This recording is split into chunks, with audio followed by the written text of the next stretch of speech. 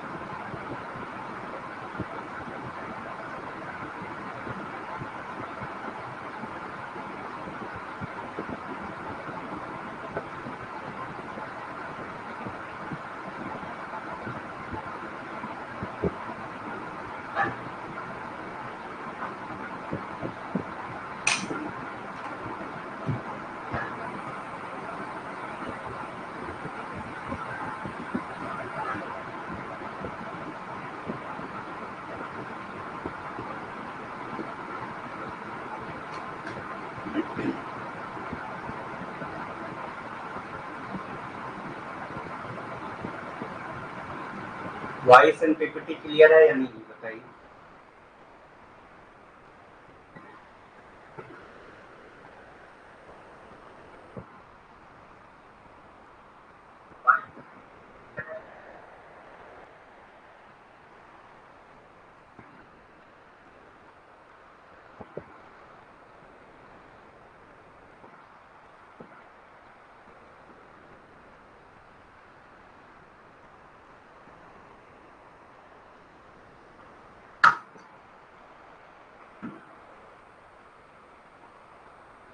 ठीक है, स्टार्ट करते हैं। तो जैसा कि हमारा सिलेबस जो है वो 10 यूनिट का टोटल सिलेबस है, जिसमें फर्स्ट यूनिट है सोशोलॉजिकल थिंकर्स, जिसमें बहुत सारे थिंकर्स के बारे में बताया गया है। ऑलमोस्ट 26 थिंकर्स हैं, उनको हमको पढ़ना है।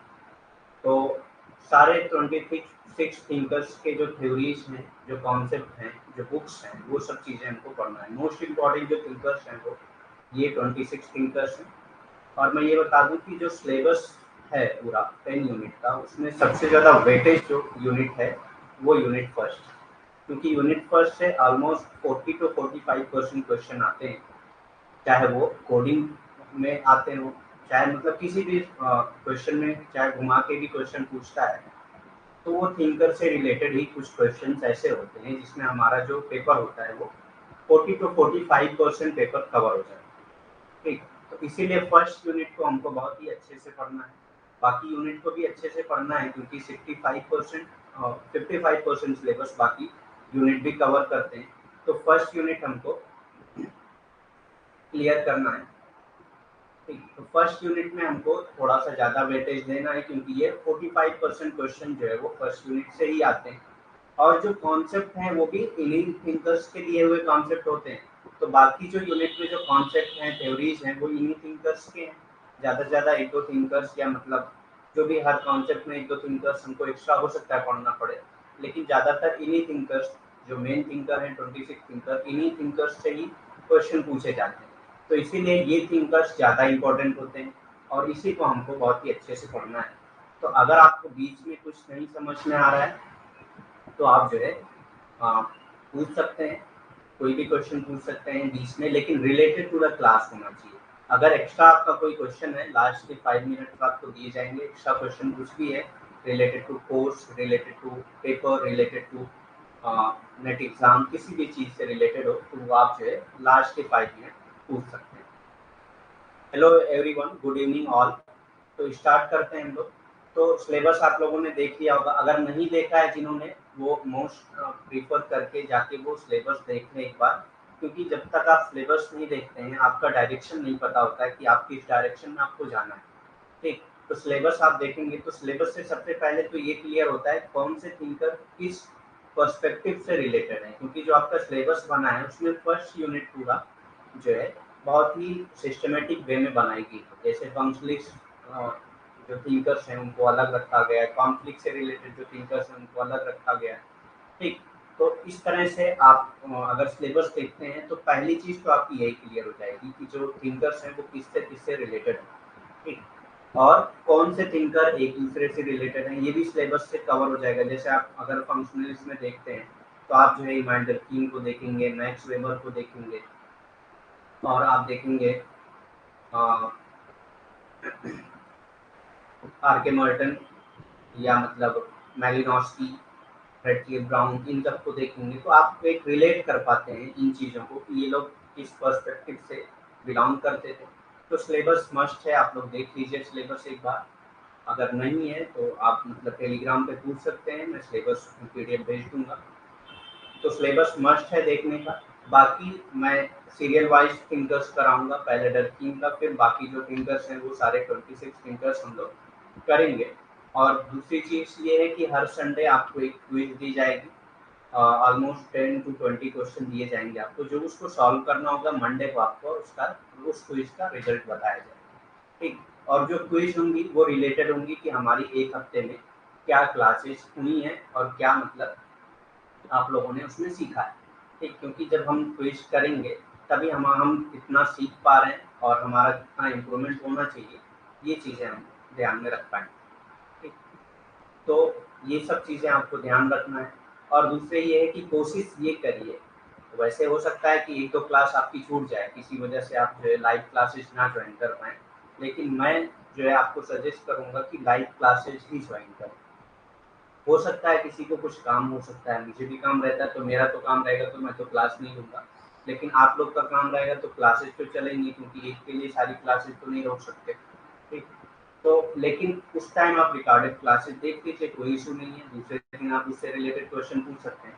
लेकिन लाइव देखने में क्या है कि आपको अगर एक टॉपिक नहीं समझ में आ रही तुरंत पूछ ले, तुरंत पूछने से क्या है वो चीज़ें क्लियर हो जाती हैं और वो आपके माइंड में हमेशा के लिए रिजर्व हो जाती है। ठीक। तो ये एक बेनिफिट है लाइव क्लासेस देखने का। और दूसरी चीज़ है आपका पीडीएफ डेली बेसिस पे अपलोड होगा, तो जैसे ही आपकी क्लास खत्म हो उसके एक दो घंटे बाद आपका पीडीएफ अपलोड हो जाएगा और जो रिकॉर्डेड क्लासेस हैं वो अपलोड हो जाएंगी।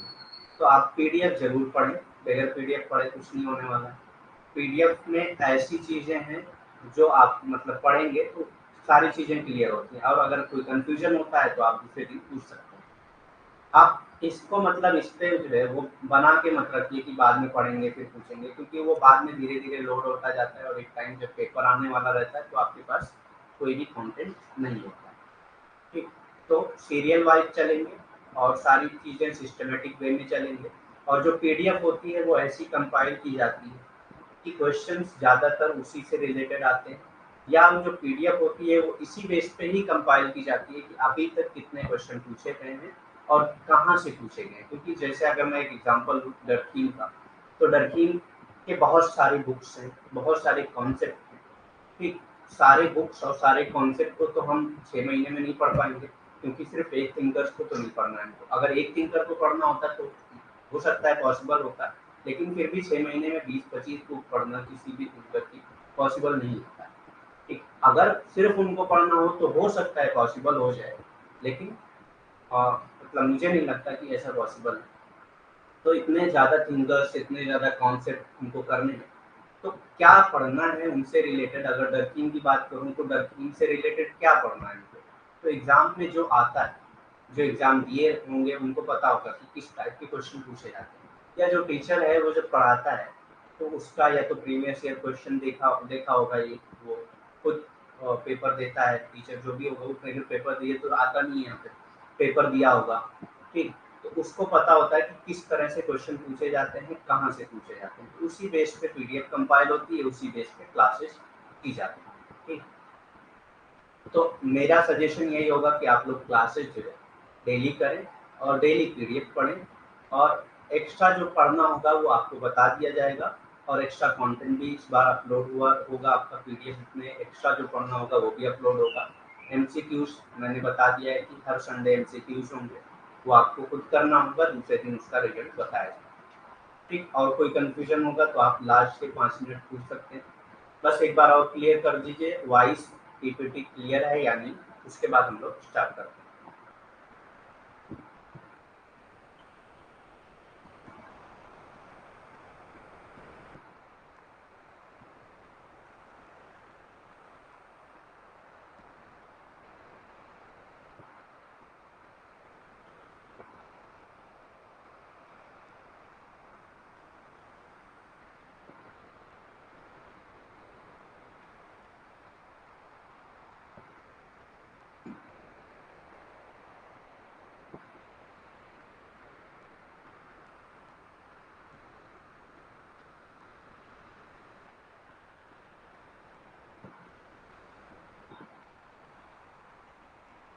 ठीक है, स्टार्ट करते हैं।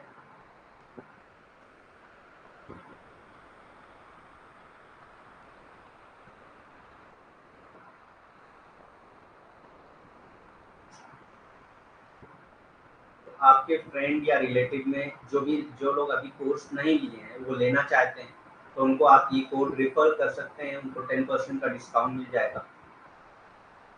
ठीक, तो जिन्होंने अभी नहीं लिया है कोर्स उनके लिए है, आप लोगों ने तो ले लिया है, जिन्होंने नहीं लिया है उनके लिए ये है कि अगर ये कोड वो यूज करते हैं तो उनको 10% का डिस्काउंट मिल जाएगा लिंक्डइन का कोड यूज करके। ठीक,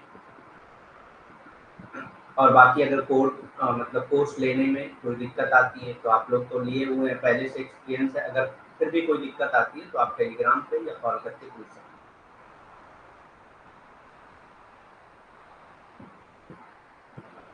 तो सबसे पहले जो हमारा है लेक्चर 1, वो हमारा इमाइल डल्फिन से रिलेटेड है।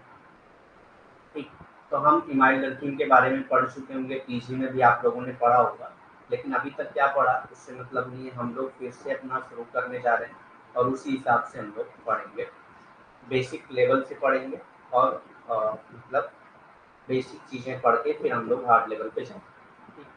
तो सबसे पहले हम उनके बारे में पढ़ते हैं क्या है, ऑल्दो ये बारे में नहीं पूछता है हमसे कि मतलब उनके बारे में, उनका पैदा हुए कहाँ पे, पैदा हुए कहाँ पे डेथ हुई, ये सब चीज़ें नहीं पूछी जाती हैं एग्जाम में। ठीक, लेकिन फिर भी उससे बहुत सारी चीज़ें हमको क्लियर हो जाती हैं।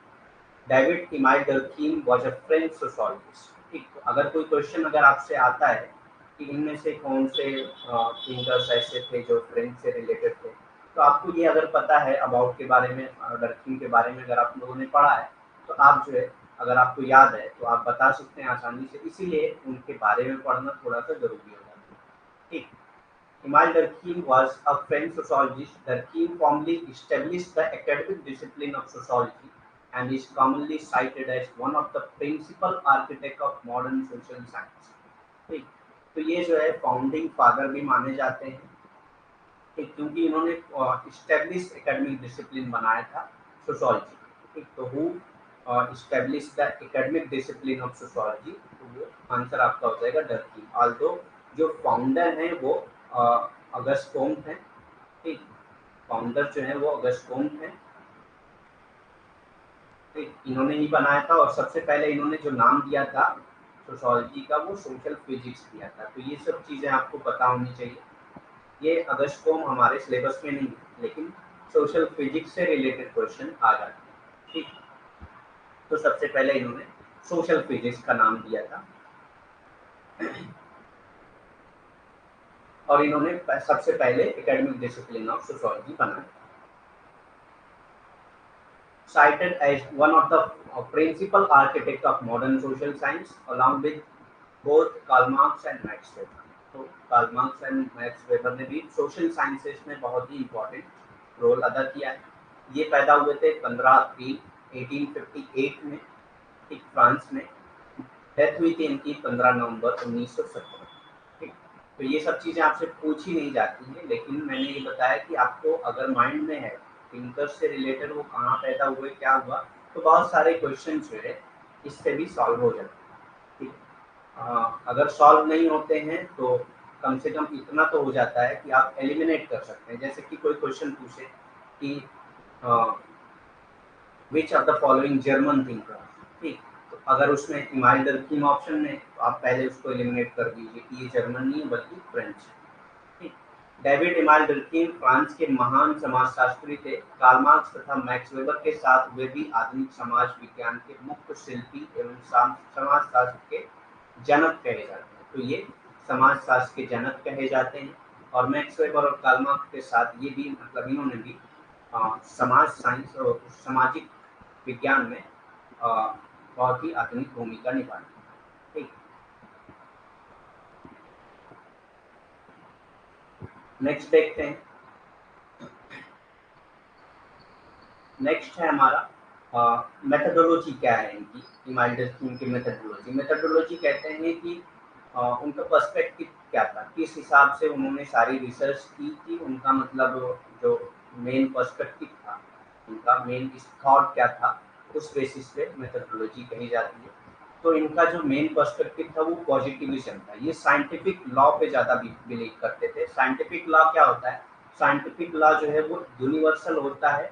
और आपने अगर यूट्यूब क्लासेस देखी होंगी तो मैंने नेचुरल साइंस और सोशल साइंस में डिफरेंस बताए हैं, ठीक, फर्स्ट क्लासेस में। तो साइंटिफिक लॉ जो होता है वो यूनिवर्सल होता है, एक लॉ जो है वो सारे जगह पे अप्लाई होता है। तो ये जो है इनकी मेथडोलॉजी थी पॉजिटिविज्म की, मतलब एक क्लियर लॉ होना चाहिए जिसके बेसिस पे हम कोई चीज़ स्टडी कर सकते हैं। ठीक? तो पॉजिटिविज्म पे बिलीव करते थे। Positivism means those who believe in scientific laws. ठीक, बिलोंग टू सिंथेटिक स्कूल, ये सिंथेटिक स्कूल से बिलोंग करते हैं। मेथडोलॉजिकल होलिज्म, इनका जो मेथडोलॉजी है वो मेथडोलॉजिकल होलिज्म के नाम से जानी जाती है। तो ये भी क्वेश्चन कई बार पूछा जाता है। ठीक, मेथडोलॉजिकल होलिज्म किसका कॉन्सेप्ट है, मतलब किसकी मेथडोलॉजी जो है एज अ मेथडोलॉजिकल होलिज्म के नाम से जानी जाती है। तो ये जो है कौन है? इमाल डर्कीम। मल्टीवेरिएट एनालिसिस, मल्टीवेरिएट एनालिसिस किसको कहते हैं? जिसमें कई वेरिएंट्स को आप साथ लेके स्टडी करते हैं, एक साथ कई वेरिएंट्स, जैसे कि यहाँ पे कास्ट, क्लास और जेंडर एग्जांपल दिया हुआ है। तो आप अगर कास्ट, क्लास, जेंडर तीनों वेरिएंट्स को एक साथ लेके आप स्टडी करते हैं तो उसको मल्टीवेरिएट एनालिसिस कहा जाता है। तो ये भी डर्कीम की मेथडोलॉजी में देखी जाती है, क्योंकि उन्होंने कई वेरिएंट्स को एक साथ स्टडी किया। ठीक, कार्य प्रणाली क्या है? प्रत्यक्षवाद को ये ज्यादा मानते थे। प्रत्यक्षवाद मतलब वैज्ञानिक कानून जो होते हैं उस बेसिस पे। वैज्ञानिक कानून क्या होते हैं? जो हमेशा जो है समान होते हैं सारी जगह के लिए। सारी जगह के लिए समान मतलब कि अगर ये चीज जो है यहाँ पे सिद्ध होती है तो वो सारी जगह के लिए अप्लाई होती है। तो ऐसे ही जो इस बात को मानते हैं कि हर चीज का एक लॉ है और उसी बेसिस पे सारी चीजें चल रही हैं, तो उसी को प्रत्यक्षवाद कहा जाता है। ठीक, सिंथेटिक स्कूल से ये बिलोंग करते हैं। तो ये चीज़ें आपको याद होनी चाहिए कि वो कौन से स्कूल से बिलोंग करते हैं। मेथडोलॉजिकल होलिज्म से संबंधित है। ठीक, इनका जो मेथडोलॉजी है वो मेथडोलॉजिकल होलिज्म के नाम से जाना जाता है। ठीक,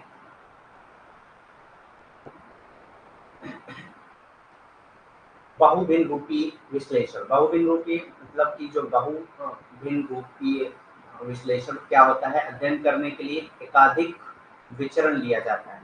ठीक, मतलब एक से अधिक विचरण लिया जाता है। जो चर है वो एक से अधिक होते हैं। ठीक, जाति, वर्ग, लिंग, ये सब चीजें जो है उसमें आ जाती हैं। ठीक, तो जाति, वर्ग, लिंग, अगर ये तीनों चर एक साथ लेके स्टडी करते हैं तो उसी को क्या कहा जाता है? बहुभिन्न रूपी विश्लेषण कहा जाता है। उसके बाद आता है अप्रत्यक्ष प्रयोग, तुलनात्मक तरीके। ठीक, ये नेक्स्ट स्लाइड में हम लोग देखेंगे।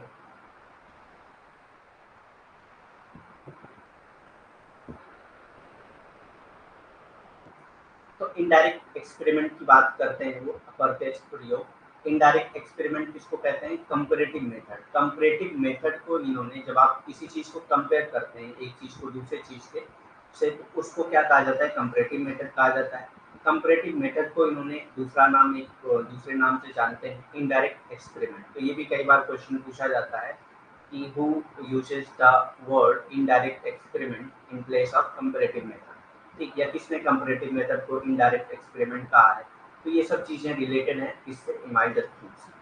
ठीक, for the testing of sociological explanation the only alternative according to Durkheim is indirect experiment।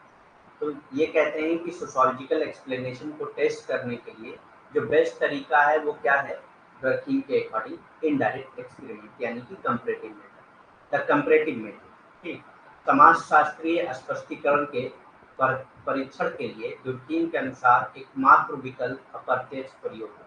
तो ये कहते हैं कि समाजशास्त्रीय जो फेनोमेना है उसका स्पष्टीकरण करने के लिए सबसे बेस्ट तरीका है, सबसे बेस्ट परीक्षण क्या है, सिर्फ एक है, वो क्या है अप्रत्यक्ष प्रयोग है, जिसको तुलनात्मक विधि भी कहा जाता है। ठीक,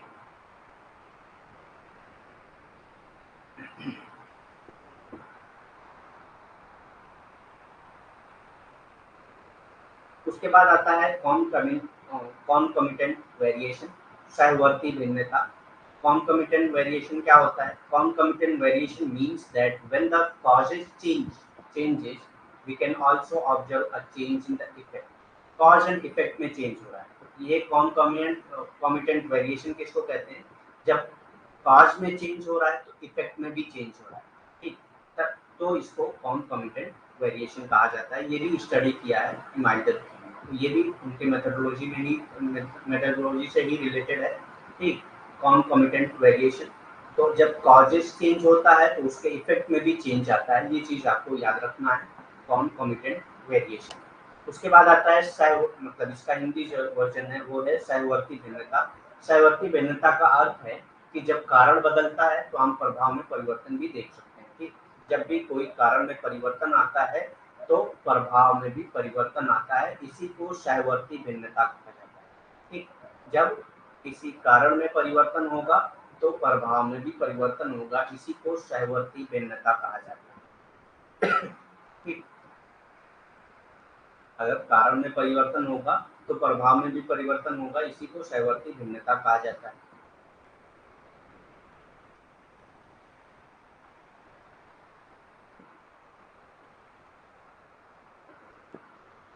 हिस्टोरिकल कंपैरेटिव एनालिसिस ये भी इन्होंने किया है। फंक्शनल एनालिसिस ये भी बहुत इंपॉर्टेंट है डर्कीम का। ठीक, हिस्टोरिकल कंपैरेटिव एनालिसिस ये भी रिलेटेड है डर्कीम से। फंक्शनलिस्ट एनालिसिस ये भी रिलेटेड है डर्कीम से। इंडक्टिव मेथड इन्होंने यूज किया है। डिडक्टिव और इंडक्टिव मेथड हम लोगों ने पढ़ा है यूट्यूब क्लासेस में। ठीक, वैसे हम लोग पढ़ेंगे अभी सेकंड यूनिट में पढ़ेंगे इन सब चीज़ों को। हाँ, तो जिन्होंने अभी नहीं पढ़ा है वो यूट्यूब क्लासेस देख सकते हैं समझने के लिए। बाकी मतलब अगर ये ऐसा मतलब टेंशन नहीं लेना है कि मतलब नहीं पढ़ा है तो छूट गया या ऐसा कुछ, अभी हम लोग पढ़ेंगे आगे नेक्स्ट यूनिट में। तो इन्होंने इंडक्टिव मेथड का यूज़ किया। इंडक्टिव मेथड कब यूज़ किया जाता है मैं बता दूँ, जब कोई भी इंफॉर्मेशन अवेलेबल ना हो किसी भी टॉपिक के लिए या बहुत कम इंफॉर्मेशन अवेलेबल हो तो हम इंडक्टिव मेथड यूज़ करते हैं। ये स्पेसिफिक टू जनरल होता है। ठीक, ये स्पेसिफिक टू जनरल होता है। स्पेसिफिक टू जनरल मतलब कि हम स्पेसिफिक लेवल पे ऑब्जर्व करते हैं, फिर उसका पैटर्न डेवलप करते हैं, फिर उसको जनरलाइज करते हैं, उस थ्योरी को फिर जनरलाइज कर देते हैं। जैसे कि मैंने क्रो का एग्जांपल दिया था, वो उसी एग्जांपल से समझाता हूँ कि आपने एक क्रो को देखा, वो भी क्या है ब्लैक है। ठीक, दूसरे को देखा वो भी ब्लैक है। ठीक, तीसरे को देखा वो भी ब्लैक है। तो आपने एक पैटर्न डेवलप कर लिया कि मतलब जितने हम लोग देखते जा रहे हैं वो सब ब्लैक ब्लैक। तो आपने क्या जनरलाइजेशन दे दिया, ऑल क्रो और ब्लैक, सारे कौवे जो है वो काले हैं।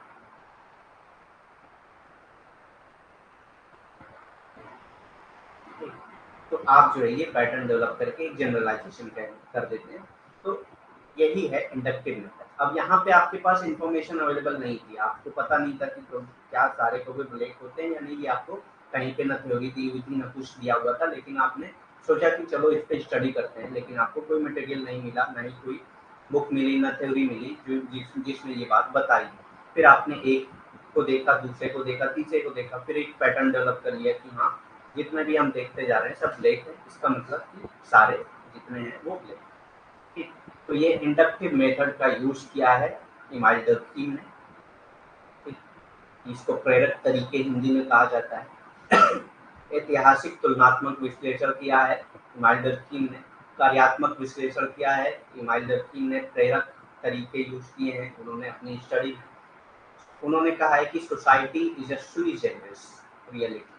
सोसाइटी इज अ सुई जेनरस रियलिटी, ये भी बहुत ही इंपॉर्टेंट है, बहुत बार ये एग्जाम में पूछा गया है कि किसने सोसाइटी को सुई जनरस कहा है। एक सुई जनरस मतलब जो खुद से डेवलप होती हो, किसी पे डिपेंडेंट ना होती हो, उसको कहा जाता है सेल्फ डेवलपिंग चीज जो होती है उसको सुई जनरस कहा जाता है। तो इन्होंने कहा कि सोसाइटी इंडिविजुअल पे डिपेंडेंट नहीं होती है, बल्कि वो सुई जनरस होती है, अपने आप डेवलप होती है, ठीक, अपने आप वो ऑपरेंस उसका होता है, उसका कोई इंडिविजुअल से लेना देना नहीं है। इंडिविजुअल आते हैं और फिर चले जाते हैं, डेथ हो जाती है उनकी, लेकिन सोसाइटी एज ऑफ नाउ वो एग्जिस्ट करती है, ठीक है, वो अपने आप में एग्जिस्ट करती रहती है, जैसी वो है वैसी रहती है, ठीक। इसीलिए उन्होंने कहा है कि सोसाइटी जो है वो सुई जनरस है, सोसाइटी को किसी ने डेवलप नहीं किया है, बल्कि सोसाइटी खुद से डेवलप होती है और इसको इंडिविजुअल पे कोई डिपेंडेंस नहीं है। तो ये भी पूछा जाता है कि किसने जो है सुई जनरस का कॉन्सेप्ट दिया या किसने सोसाइटी को सुई जनरस रियलिटी कहा है। तो ये चीजें आपको याद रखना है कि ये माइडल थीम की है। Are a reality unique to itself and irreducible to its composing part। ठीक, ये एक ऐसी रियलिटी है जो यूनिक टू itself मतलब अपने आप में यूनिक होती है।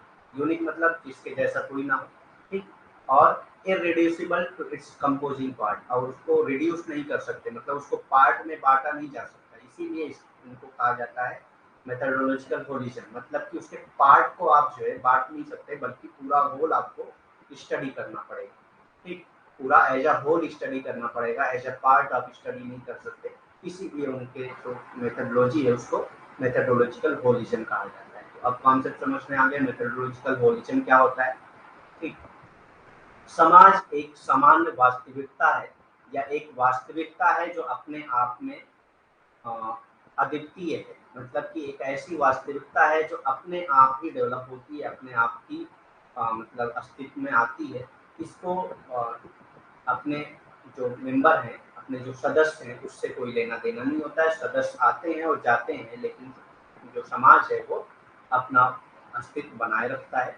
और ये जो है वास्तव में जो है अद्वितीय है। अद्वितीय मतलब इसके जैसा कोई नहीं होता है, ठीक, ये हमेशा अलग ही होते हैं, सबसे अलग होते हैं, और इसके रचना भागों में के लिए अपरिवर्तनीय है। मतलब इस आप इसको जो है इसके भागों में बांट नहीं सकते, मतलब इसके भागों में आप इसको बांट नहीं सकते, इसको पूरा स्टडी करना पड़ता है। मतलब एज अ समाज आपको पूरा पढ़ना पड़ेगा, आप उसके पार्ट्स को नहीं पढ़ सकते। उसी को कहा जाता है कि इसके रचना भागों के लिए अपरिवर्तनीय, ठीक।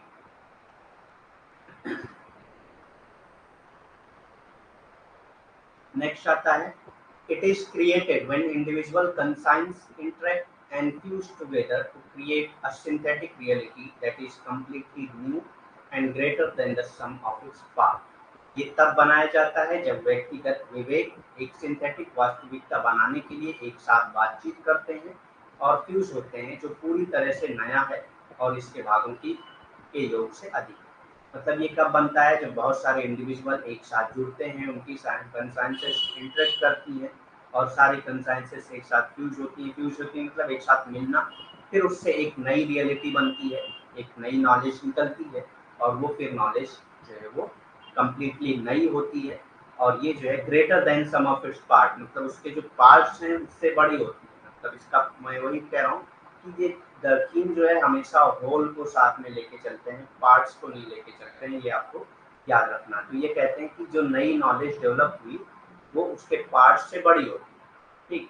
ये तब बनाया जाता है जब व्यक्तिगत विवेक एक सिंथेटिक वास्तविकता बनाने के लिए एक साथ बातचीत करते हैं और फ्यूज होते हैं, जो पूरी तरह से नया है और इसके भागों की योग से अधिक है। मतलब अगर उसके भाग को जोड़ें तो उसके योग से भी ये अधिक होता है। ये जो नॉलेज, जो नई चीजें जो डेवलप हुई है वो नई होती हैं, और ये कब डेवलप होती हैं, जब व्यक्तिगत विवेक जो है एक साथ मिलते हैं और एक नई वास्तविकता को बनाते हैं, ठीक। नेक्स्ट इनकी स्टडी एरिया क्या थी, तो इससे भी रिलेटेड क्वेश्चन आते हैं, बहुत सारे क्वेश्चन पूछे जाते हैं, ठीक। आप जब प्रीवियस ईयर क्वेश्चन देखेंगे तो आपको ये चीजें समझ में आएंगी कि स्टडी एरिया से रिलेटेड क्वेश्चन पूछे जाते हैं कि नहीं पूछे जाते हैं। Arunta tribes of Australia where he studied religion, तो सब जो इनकी स्टडी एरिया थी अरुणा ट्राइब ऑफ ऑस्ट्रेलिया थी, इससे रिलेटेड क्वेश्चन पूछे जाते हैं। तो उन्होंने अरुंता ट्राइब्स की स्टडी की, जो कहाँ की ट्राइब्स थी, ऑस्ट्रेलिया की, ठीक। वेयर ही स्टडीज रिलीजन, जहाँ पे इन्होंने रिलीजन की स्टडी की। तो सबसे पहले इन्होंने जो रिलीजन की स्टडी की वो अरुंता ट्राइब्स की स्टडी की, और वो ऑस्ट्रेलिया से रिलेटेड है, मतलब ये ऑस्ट्रेलिया में एग्जिस्ट करता है। अध्ययन क्षेत्र इनका क्या था, ऑस्ट्रेलिया की अरुंता जनजाति, जहाँ वो धर्म का अध्ययन करते हैं, ठीक। अरुंता जनजाति पे इन्होंने अध्ययन किया है अपना, जो कि ऑस्ट्रेलिया की है, ठीक। और वहाँ पे इन्होंने धर्म का अध्ययन किया। He calls totemism as most elementary form of religion, ठीक। इन्होंने टोटेमिज्म को सबसे basic elementary form of religion इन्होंने माना है, ठीक। टोटेमिज्म हम लोग आगे पढ़ेंगे नेक्स्ट क्लासेस में, टोटेमिज्म क्या होता है, ठीक। He calls totemism as most elementary form of religion, ठीक। टोटेमिज्म को इन्होंने सबसे most elementary form of religion बताया है, ठीक। वो टोटेमिज्म को धर्म का सबसे प्राथमिक रूप कहते हैं, मतलब कि धर्म को सबसे प्राथमिक, सबसे बेसिक, एलिमेंट्री कहते हैं जो सबसे निचला हिस्सा होता है, सबसे बेसिक हिस्सा जो होता है उसको एलिमेंट्री कहते हैं। तो टोटेमिज्म को इन्होंने most elementary form of religion कहा है। तो ये भी आपसे क्वेश्चन, इसमें दो तरह से क्वेश्चन पूछता है, एक तो who calls totemism as most elementary form of religion, दर्की according to Durkheim totemism is the most elementary form of religion. तो ये भी आपसे पूछ सकता है, ठीक, कोड में भी दे सकता है। तो इस तरह से किसी भी तरह क्वेश्चन पूछ सकता है, लेकिन क्वेश्चन पूछे जाते हैं इन सब टॉपिक से जिसको हम लोग पढ़ रहे हैं।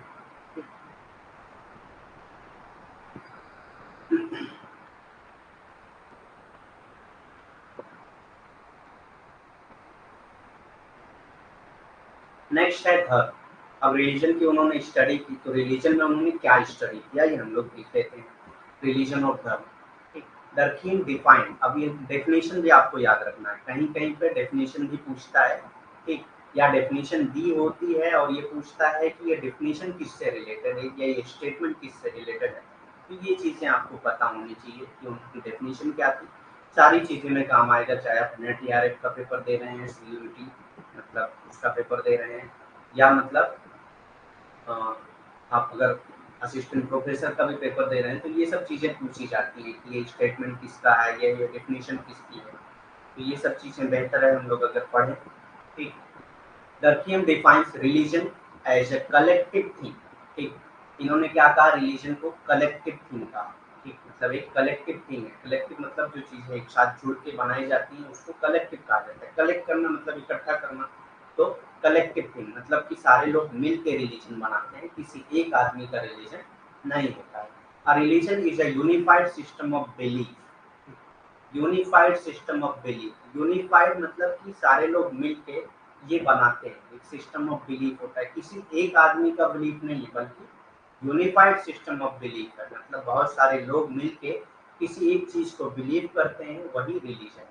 एंड प्रैक्टिसेस, और उसके साथ साथ प्रैक्टिसेस भी है।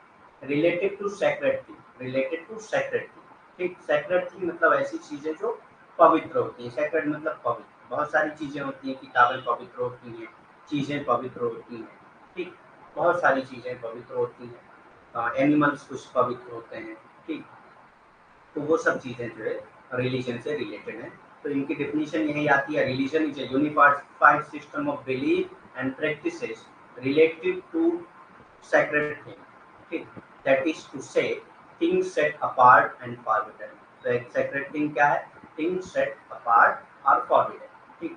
या तो उसको बहुत पवित्र मान दिया जाता है या उसको forbidden कर दिया जाता है, मतलब उसको अपवित्र मान दिया जाता है, कुछ भी हो सकता है। Belief and practices which unite into one single moral community. अब ये सारी बिलीफ और प्रैक्टिसेस मिलके एक सिंगल मॉरल कम्युनिटी बनाती है, जिसको रिलीजन कहा जाता है या चर्च कहा जाता है। चर्च और रिलीजन एक ही चीज है। चर्च आप क्रिश्चियन चर्च से मत समझिएगा, चर्च मतलब रिलीजन होता है, ठीक। चर्च मतलब रिलीजन होता है। All those who adhere to, ठीक। अब जो लोग भी इन चीजों को मानते हैं उनके लिए वो रिलीजन है, ठीक। उनके लिए ये रिलीजन है, जो जो लोग इन चीजों को मानते हैं। जैसे अगर कोई मुस्लिम कम्युनिटी का है तो वो मुस्लिम इस्लाम रिलीजन को मानेगा, कोई हिंदुइज्म से रिलेटेड है तो वो हिंदुइज्म को मानेगा, कोई क्रिश्चियंस है तो क्रिश्चियनिटी को मानेगा, बुद्धिस्ट है तो बुद्धिज्म को मानेगा। इस तरह से सबका अलग अलग चर्च होता है, सबका अलग अलग रिलीजन होता है। ठीक, तो एक बार और डेफिनेशन देख लेते हैं क्या है। A religion is a unified system of belief and practices related to sacred things, that is to say, things set apart and forbidden. Belief and practices which unite into one single moral community called a church. All those who adhere to it. ठीक, हिंदी में देख लेते हैं धर्म क्या होता है। दो तीन को एक सामूहिक चीज के रूप में, दो तीन धर्म को एक सामूहिक चीज के रूप में परिभाषित करते हैं। मतलब एक सामूहिक चीज मतलब कि किसी एक व्यक्ति का नहीं है, बल्कि सामूहिक चीज है। समूह मिलकर रिलीजन को, धर्म को बनाते हैं, कोई एक व्यक्ति नहीं बनाता। एक धर्म पवित्र चीजों के सापेक्ष विश्वासों, मतलब जो पवित्र चीजें होती हैं उनके विश्वास, उन पे जो विश्वास है और जो प्रथाएं हैं उन पे विश्वास, एक एकीकृत प्रणाली है। अर्थात चीजों को अलग और निश्चित किया जाता है। मतलब अब सापेक्ष चीजें क्या होती हैं, पवित्र चीजें क्या होती हैं, कुछ चीजें ऐसी होती हैं जिसको अलग या निश्चित कर दिया जाता है, तो उसको पवित्र कहा जाता है, या मतलब सेक्रेट। इंग्लिश में तो उसको सेपरेट कहा जाता है, अब हिंदी में उसका ट्रांसलेशन पवित्र हो जाता है। लेकिन पवित्र दोनों चीजें होती है, या तो उसको पवित्र मान लिया जाता है या उसको अपवित्र मान लिया जाता है। दोनों चीजें सेक्रेट में आ जाएंगी। ठीक, या तो उसको पवित्र माने या अपवित्र माने, दोनों चीजें सेक्रेट में आ जाएंगी। तो कुछ चीजें जिसको आप मानते हैं कि ये अलग है, हम लोगों से अलग है, मतलब वो पवित्र है। ठीक, जैसे आप किताब, कोई रिलीजन की बुक है, उसको आप बाइबल को अगर आप अलग करते हैं तो आप पवित्र मान रहे हैं उसको ना, बाइबल को अलग कर रहे हैं, यानी सारी और बाकी किताबों को आप पवित्र मान रहे हैं, मतलब उतना पवित्र नहीं मान रहे जितना बाइबल है। ठीक, तो वो चीजें आ जाती हैं। चीजों को अलग और निश्चित किया जाता है। विश्वास और प्रथाएं जो एकल नैतिक समुदाय में एकजुट होती है। ठीक, तो कुछ विश्वास और प्रथाएं होती हैं जो एक नैतिक समुदाय में मानी जाती हैं, और वो पूरा समुदाय उस चीजों उस पे विश्वास करता है और वो सारी प्रथाएं करता है, तो उसको चर्च कहा जाता है। चर्च मीन्स धर्म होता है। ठीक, वे सभी जो उनका पालन करते हैं, और वो सब जो है उनके लिए ये धर्म है, उनके लिए ये चर्च है, जो लोग इनका पालन करते हैं। ठीक,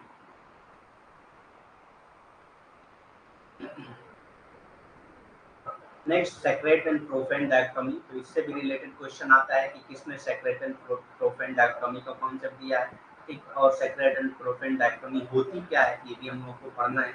पवित्र और अपवित्र दिव्यवाद क्या होता है। ठीक, हिंदी थोड़ा वीक है, तो थोड़ा सा अगर गलती होती है तो पहले से माफी मांग लेते हैं। ठीक, बस आप लोगों के लिए थोड़ा सा ट्रांसलेशन करना पड़ता है, वैसे मुझको हिंदी इतनी अच्छी आती नहीं। अगर कोई गलती होती है तो आप बता सकते हैं क्लास में कि सर ये गलत है, इसको ऐसे पढ़ा जाएगा। ठीक, सेक्रेट एंड प्रोफेन डायकोटोमी, क्योंकि हम लोग भी सोशियोलॉजी के टीचर नहीं माने हमको, बस हम लोग स्टूडेंट हैं सोशियोलॉजी के और साथ में पढ़ते हैं। ठीक, तो जो भी आप लोग को पता है आप बता सकते हैं, क्योंकि जो क्लासेज होती हैं वो क्या होती है, क्लास जो होती है अभी इस लेवल पे जो क्लास है, आप यूकेजी और केजी में तो पीजी और मतलब उसमें प्ले ग्रुप या मतलब एलकेजी यूकेजी में तो है नहीं कि आपको रटाया जाएगा। ठीक, ये होता है डिस्कशन, और डिस्कशन कब होता है, टू वे होता है। आप कुछ हमको बताइए, हम कुछ आपको बताएं। ठीक, या कुछ आपको गलत लग रहा है तो आप बताइए कि सर ये गलत है, हमने फला जगह पे ऐसा ऐसा पढ़ा है, आप ऐसा पढ़ा रहे हैं। तो वो चीज़ें एक्सेप्ट करने के लिए मैं हमेशा रेडी होता हूँ। ठीक, क्योंकि नॉलेज जो है वो लिमिटेड नहीं है, किसी के पास पूरी नॉलेज नहीं आ सकती है। तो हमेशा इंसान को ये मान के चलना चाहिए उसकी जो नॉलेज है वो लिमिट है, उसकी एक लिमिट, वो सारी चीज़ों को नहीं जानता, तो उस चीज़ों को वो एक्सेप्ट करे। ठीक, या अगर एक्सेप्ट नहीं करे तो कम से कम एक चांस रखे कि हाँ मैं उसको रिजेक्ट करूँगा, अगर वो गलत होती है तो मैं उसको एक्सेप्ट करूँगा। ठीक, तो आप लोग भी बता सकते हैं जो चीज़ें गलत हों जो सही हो, या आपको कोई पूछना हो तो पूछ सकते हैं। मुझको जो गलत लगेगी वो मैं बोल दूंगा कि हाँ गलत है, आपको जो गलत लगे या सही लगे वो आप बोल दीजिए। ठीक, तो इस तरह से क्लासेस चले तो ज़्यादा बेहतर रहेगा, आप लोग भी सीखेंगे उससे और हमको भी सीखने को मिलेगा। सेक्रेट एंड प्रोफेन डायकोटोमी क्या होती है? The sacred refers to those collective representations that are set apart from society. Sacred क्या है? जो पवित्र चीज है, जिसको अलग रख दिया जाता है सोसाइटी से, और ये मान लिया जाता है कि ये जो है आ, हम लोगों में, मतलब ये कॉमन पार्ट नहीं है, एक अलग पवित्र होली चीज है जिसको हम अलग मानते हैं, और एक तरह से उसको जो है डिवाइन मानते हैं, और ये मानते हैं कि ये जो है बहुत ज्यादा पवित्र है, इसीलिए उसको सेक्रेट मानते हैं। और that which transcend the humdrum of everyday life.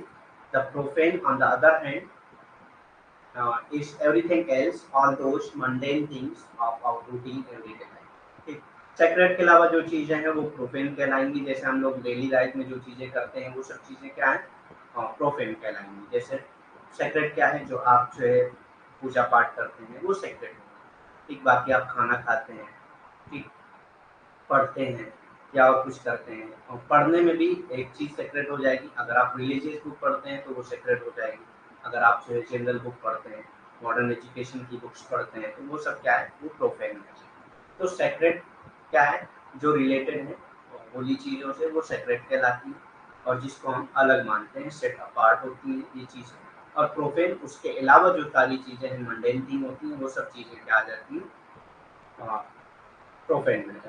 पवित्र उन सामूहिक प्रतिनिधित्व को संदर्भित करता है जो समाज से अलग, जो समाज से अलग होते हैं। पवित्र चीजें जो है वो हमेशा समाज से अलग होती हैं, और उसको समाज से अलग रखा भी जाता है, ठीक, या जो रोजमर्रा की जिंदगी के भ्रम को पार करते हैं, ठीक, और जो रोजमर्रा की जिंदगी से अलग होते हैं, ठीक, आप उसको रोजमर्रा की जिंदगी की तरह नहीं करते हैं। दूसरी ओर अपवित्र बाकी सब कुछ है हमारे रोजमर्रा के जीवन का, वे सभी सांस्कृतिक चीजें जो होती हैं वो सब क्या है? अपवित्र कहलाती है। तो पवित्र अपवित्र विद्यवाद क्या होता है?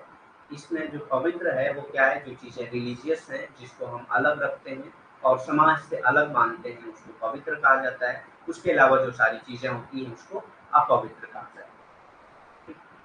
उसके अलावा जो सारी चीजें होती हैं उसको अपवित्र कहा जाता है।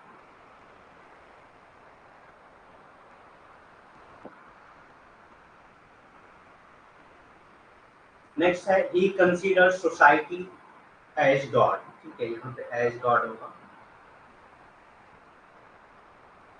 इन्होंने सोसाइटी को एज गॉड कंसीडर किया, मतलब इन्होंने कहा कि सोसाइटी जो है वो क्या है? गॉड। ठीक, ही कंसीडर सोसाइटी एज गॉड। वो समाज को भगवान मानते हैं, वो समाज को भगवान मानते हैं। और हेवन यानी कि जो हेवन, स्वर्ग जिसको कहते हैं, यहाँ पे स्वर्ग होगा, स्वर्ग या जन्नत जो भी कह लें आप, ठीक। तो हेवन जो है कहते हैं कि ग्लोरीफाइड सोसाइटी, ऐसी सोसाइटी है जिसको ग्लोरीफाई किया गया और ये माना गया कि ये सबसे अच्छी सोसाइटी है। तो ऐसा वो कहते नहीं कि मतलब ऐसा हेवन एग्जिस्ट करती है या स्वर्ग जो है मौजूद है, बल्कि वो कहते हैं कि ये ग्लोरीफाइड सोसाइटी है। लोगों को बताया जाता है कि ऐसी ऐसी चीजें हैं ताकि वो जो है अभी की जो सोसाइटी उसमें सही काम करे।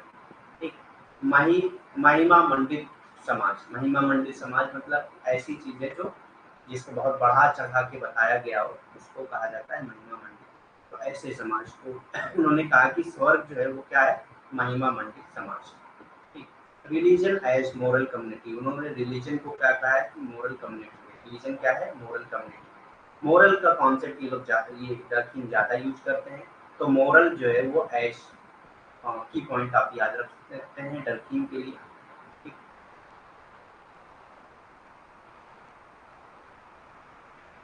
नैतिक नैतिक चीजें जो है वो की पॉइंट है डरकीन के लिए, तो ये चीजें याद रखते हैं। अगर क्वेश्चन में जो है मोरल का वर्ड यूज होता है और नीचे डरकीन का ऑप्शन है, तो अगर आप उस पर टिक करते हैं तो ज्यादातर चांसेस हैं आपके आंसर करेक्ट। तो रिलीजन को इन्होंने क्या कहा है? मोरल कम्युनिटी कहा है। नैतिक समुदाय के रूप में धर्म को माना है इन्होंने।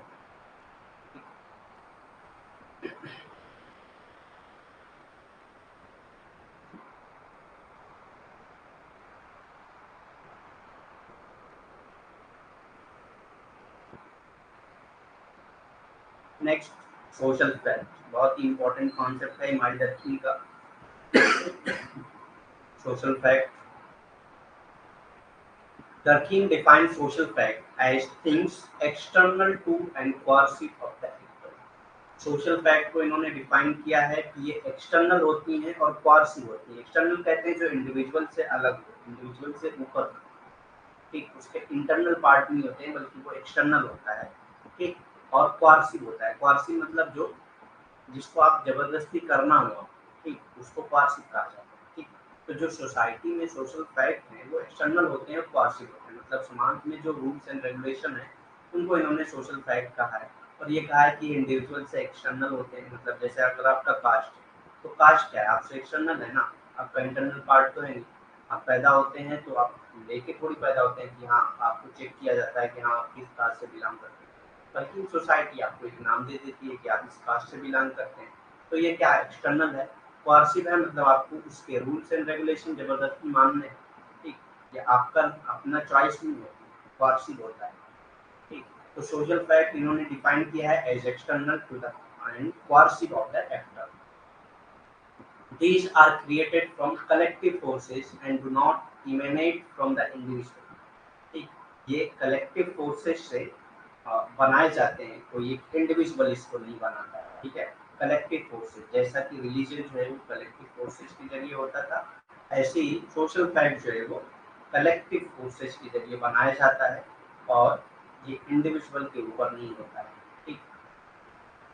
सामाजिक तत्व क्या है? डर्कीम ने सामाजिक तत्वों को अभिनेता के लिए बाहरी चीजों के रूप में परिभाषित किया, मतलब अभिनेता के लिए बाहरी होता है, अभिनेता के इंटरनल मतलब अपने अंदर का हिस्सा नहीं होता है बल्कि बाहर होता है।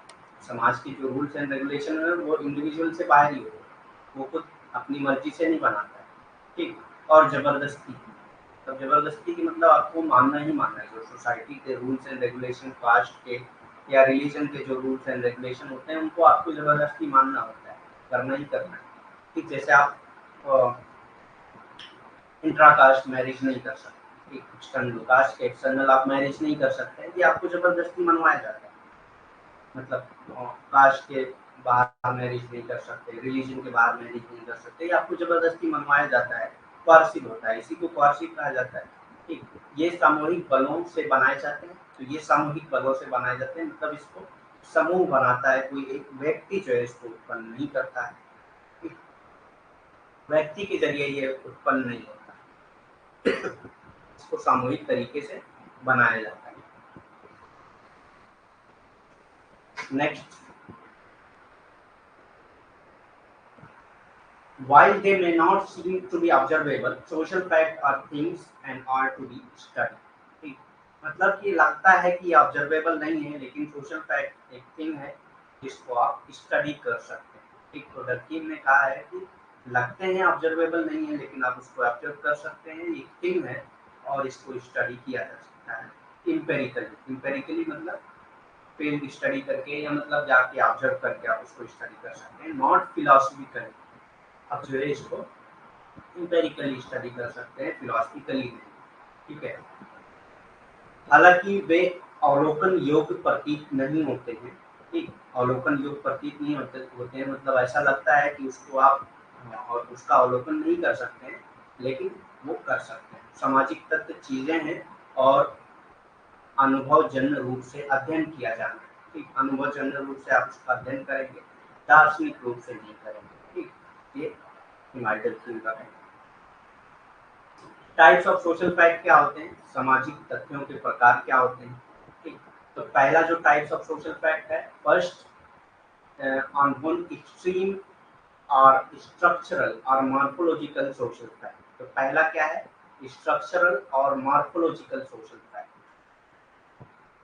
सोशल फेनोमेना होता है। फर्स्ट ऑन वन एक्सट्रीम और स्ट्रक्चरल और मॉर्फोलॉजिकल सोशल फेनोमेना। तो सोशल फैक्ट क्या है, स्ट्रक्चरल और मॉर्फोलॉजिकल सोशल फेनोमेना है, एक टाइप ये सोशल फैक्ट का। दूसरा, secondly there are institutionalised form of social fact. तो सोसाइटी में institutionalised form of social fact भी पाए जाते हैं, ठीक, जिसको इंस्टीट्यूशन के जरिए बनाए जाते हैं और उसको इंस्टीट्यूशनलाइज कर दिया जाता है।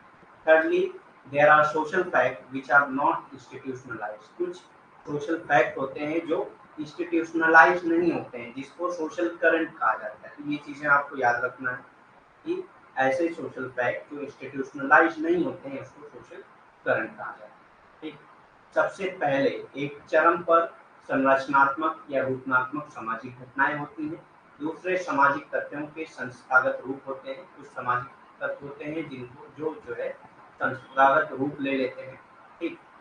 तीसरे ऐसे सामाजिक तत्व हैं जो संस्थागत नहीं है, जिसको सामाजिक धारा कहा जाता है। ठीक, तो ये चीजें आपको पता होनी चाहिए कि क्या क्या कॉन्सेप्ट है, ठीक, और किस किस चीज से रिलेटेड। तो सोशल करंट या सामाजिक धारा, ये क्लियर हो गया आपका।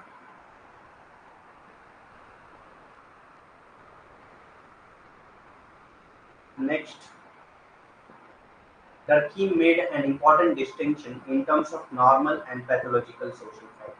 तो इन्होंने एक और टाइप के सोशल फैक्ट की बात की है, नॉर्मल और पैथोलॉजिकल सोशल फैक्ट। ये भी क्वेश्चन बहुत बार पूछा गया है, नॉर्मल और पैथोलॉजिकल सोशल फैक्ट में क्या फर्क है। नॉर्मल तो आप लोगों ने सुना, नॉर्मल मतलब नॉर्मल ही होता है, और पैथोलॉजिकल कहते हैं जो चीजें नुकसान पहुंचाने वाली हो तो पैथोलॉजिकल कहा जाता है। ठीक, डर्कीम ने समान और पैथोलॉजिकल सामाजिक तथ्यों के संदर्भ में एक महत्वपूर्ण अंतर बताया है।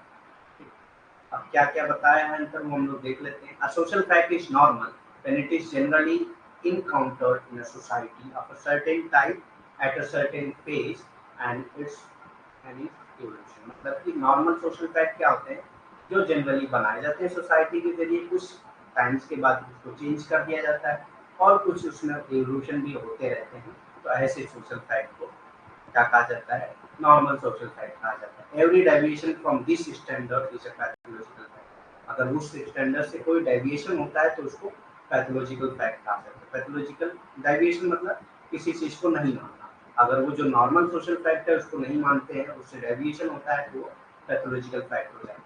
Some degree of criminal is normal. तो ये भी डर्कीम का मानना है कि क्रिमिनल की कुछ डिग्री जो है, क्राइम की कुछ डिग्री जो है वो नॉर्मल है। ये भी कई बार एग्जाम में पूछा गया है कि who consider crime as normal. एक सामाजिक तत्व सामान्य है जब ये आमतौर पर एक निश्चित प्रकार के समाज में अपने विकास के एक निश्चित चरण में सामना किया जाता है। मतलब एक जो समाज के विकास में वो अपना योगदान देता हो और समाज में वो हमेशा जो है रहता हो। समाज की जो नॉर्मल फैक्ट होते हैं उन सब चीज़ों को अगर आप मानते हैं तो वो नॉर्मल सोशल फैक्ट है, और उससे अगर अलग भागते हैं तो वो पैथोलॉजिकल हो जाता है। इस मानक से हर विचलन एक पैथोलॉजिकल तत्व है।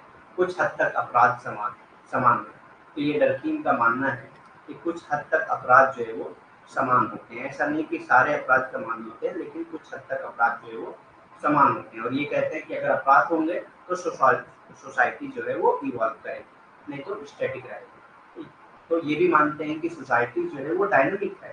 डायनेमिक कैसे है कि कुछ डेविएशन होगा, डेविएशन के बाद कुछ चेंजेस होंगे जिसके जरिए सोसाइटी हमेशा इवॉल्व करती रहेगी। ठीक,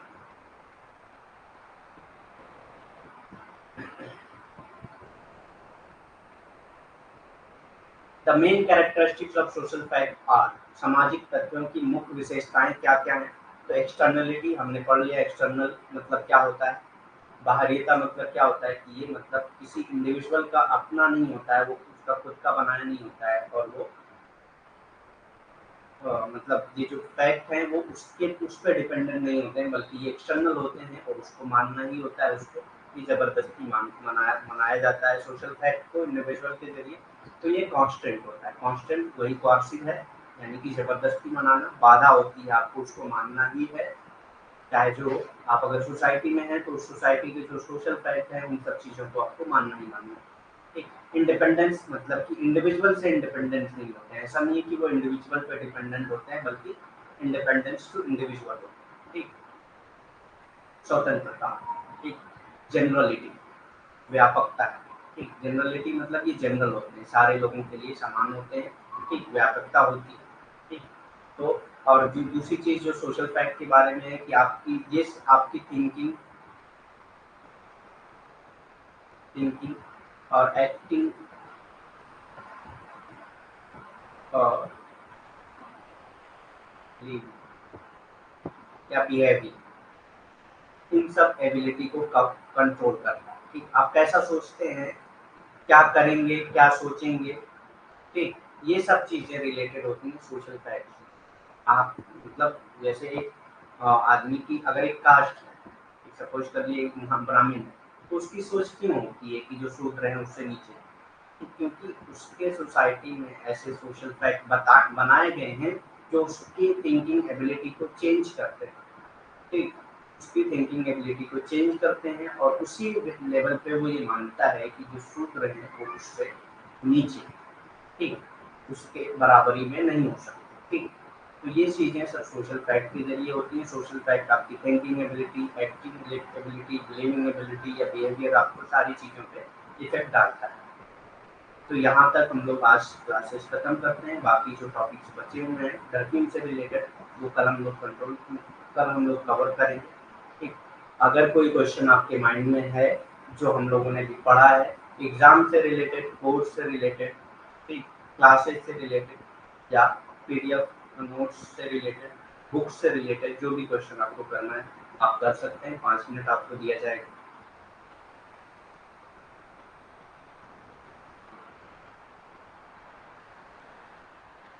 कोई भी क्वेश्चन है तो आप कर लीजिए,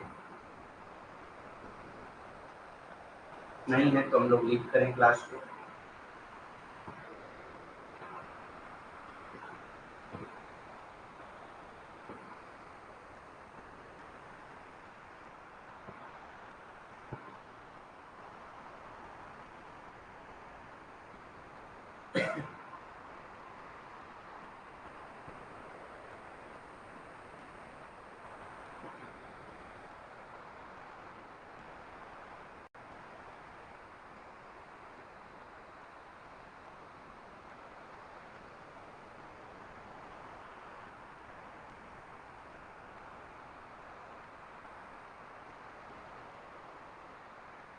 नहीं है कोई क्वेश्चन? ठीक है, तो फिर थैंक यू वेरी मच। हाँ, अभी फिलहाल 1 घंटे ही क्लासेस चलेंगी। लास्ट के मंथ में हम लोग देखेंगे, अगर सिलेबस तो कवर हो जाएगा। अभी हम लोग के पास बहुत टाइम, तो अभी फिलहाल 1 घंटे ही क्लासेस चलेंगी। बाद में अगर ज़रूरत पड़े तो हम लोग फिर सब क्लासेस करेंगे।